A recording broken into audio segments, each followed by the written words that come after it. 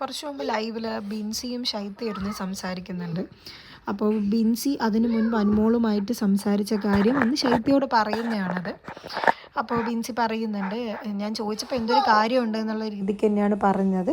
അപ്പം അവൾ പറയുന്നത് ഇവിടെ പറയാൻ താല്പര്യമില്ല എന്നാണ്. പിന്നെ ഒരു കാര്യം കൂടെ പറഞ്ഞു, ഇവിടെയുമായിട്ട്, അതായത് ബിഗ് ബോസ് ഹൗസിനുമായിട്ട് ബന്ധപ്പെട്ടിട്ട് എന്തോ ഒരു രഹസ്യം നീ അവളോട് അതായത് ശൈത്യ അനുമോളോട് പറഞ്ഞിട്ടുണ്ടായിരുന്നല്ലോ. അങ്ങനെയാണെങ്കിൽ ദേഷ്യം വിളിച്ചിട്ട് എന്തൊക്കെയാണ് ശൈത്യ എന്നെ പറഞ്ഞത്. അപ്പോൾ തിരിച്ച് എനിക്ക് പറയാൻ ഈ സീക്രട്ട് പറയാൻ എനിക്ക് അറിയാഞ്ഞിട്ടല്ല, ഞാനത് പറയുന്നില്ല എന്ന് പറഞ്ഞിട്ട് ബിൻസിയും നേരെയുള്ള കാര്യങ്ങളായിട്ട് പറയുന്നത് എനിക്ക് തോന്നിയിട്ടില്ല. അവിടെ ഇവിടെയും ചെറുതായിട്ടൊന്ന് ഒളിഞ്ഞും മറഞ്ഞും പറയുന്ന പോലെയാണ് എനിക്ക് മനസ്സിലായത്.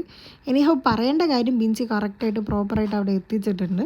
അപ്പോൾ ഇത് കേട്ട ഉടനെ എനിക്കൊന്ന് ശൈത്യക്ക് കുറച്ചൊരു ഭയം ഉള്ളിൽ തട്ടിയെന്ന് തോന്നുന്നു. ഉടനെ ഇനി ഒരിക്കലും സംസാരിക്കില്ല എന്ന് പറഞ്ഞിട്ട് ഒരു 2 സെക്കൻഡ് പോലും ആയിട്ടുണ്ടാവില്ല, പറഞ്ഞ ഉടനെ തന്നെ വാക്ക് മാറ്റി പോയി അനുമോളുടെ അടുത്ത് കിടന്നിട്ട് സംസാരിക്കുന്ന കണ്ടു. കൂടെ ആദിലയും ഉണ്ട്. എനിക്ക് മനസ്സിലാവുന്നില്ല, എനിക്കൊന്നും ഇവർക്ക് ഫ്രണ്ട്ഷിപ്പിൻ്റെ അർത്ഥം അറിയില്ല എന്ന് തോന്നുന്നു.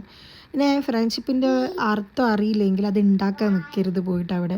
ഇതൊരു ബിഗ് ബോസ് ഹൗസ് ആണല്ലോ, ഗെയിമേഴ്സിൻ്റെ സ്ഥലമാണ്. അപ്പോൾ അവിടെ പോയി കഴിഞ്ഞിട്ട് പറഞ്ഞ വാക്കിന് വില കൽപ്പിക്കാൻ പറ്റിയിട്ടില്ല എന്നാണെങ്കിൽ കംപ്ലീറ്റ് ഒരു 100% ഫ്രണ്ട്ഷിപ്പ് കൊണ്ടുപോകാനൊന്നും പറ്റുമെന്ന് എനിക്ക് തോന്നുന്നില്ല. അതൊക്കെ കഴിഞ്ഞ സീസണിലോ അതിൻ്റെ മുമ്പത്തെ സീസണിലോ ആൾക്കാരൊക്കെ യഥാർത്ഥമായിട്ടുള്ള ആൾക്കാർ ചെയ്തിട്ടുണ്ട്. അങ്ങനെയൊന്നും ഇവരെ കൊണ്ട് ആർക്കൊണ്ടും പറ്റുമെന്ന് എനിക്ക് തോന്നുന്നില്ല. എനിക്ക് ഉള്ളതിൽ സത്യം പറഞ്ഞു കഴിഞ്ഞിട്ടുണ്ടെങ്കിൽ തോന്നിയത് അക്ബറും അപ്പാനിയുമാണ് കുറച്ചെങ്കിലും നല്ല ഫ്രണ്ട്സ് ആയിട്ടുള്ളതായിട്ട് എനിക്ക് തോന്നിയത്. വന്ന കാര്യത്തിൽ നിന്ന് വ്യതിചലിച്ച് എങ്ങോട്ടോ പോയി. പക്ഷെ പറയാൻ വന്ന ഇത്രയേ ഉള്ളൂ.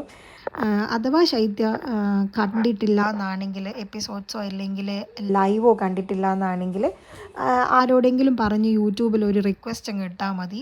ഒരുപാട് ആൾക്കാരുണ്ടല്ലോ, ഈവൻ ഇപ്പോൾ PR-കളും കുറേ ഉണ്ട് എന്നാണല്ലോ ശൈത്യ പറയുന്നത്. അപ്പോൾ അതിലേതെങ്കിലും ഒരു PR ശൈത്യ കിട്ടുവരും. ഇപ്പോൾ ശൈത്യ കണ്ട് മനസ്സിലാക്കിക്കോളൂ. ഇനി ആ സമയത്ത് കണ്ട് മനസ്സിലാക്കിയ ബുദ്ധിമുട്ടുണ്ട് എന്നാണെങ്കിൽ ഒരുപാട് പേര് റിവ്യൂ ചെയ്ത് വെച്ചിട്ടുണ്ട്. അതിലേതെങ്കിലും ഒരു റിവ്യൂവേഴ്സിൻ്റെ വീഡിയോ എടുത്ത് നോക്കിയാലും മതി. അപ്പോൾ കറക്റ്റായിട്ട് മനസ്സിലാവും ആര് എവിടെ എന്ത് എപ്പോൾ ചതിച്ചു എന്നുള്ളത്. ഓക്കെ, അല്ലാണ്ട് ഇതിനൊക്കെ എന്തുത്തരം പറയാനാ. അങ്ങനെ ചെയ്യുകയും ചെയ്തിട്ട് രണ്ടാമത്തെ തവണ ഉള്ളിൽ വന്നിട്ട് അങ്ങോട്ട് വെളുപ്പിച്ചങ്ങ് എടുക്കാൻ ശ്രമവും പോരാത്തതിന് വിളിച്ചു പറയുന്നതിനൊക്കെ ഒരു ലൈസൻസ് ഒക്കെ വേണ്ടേ.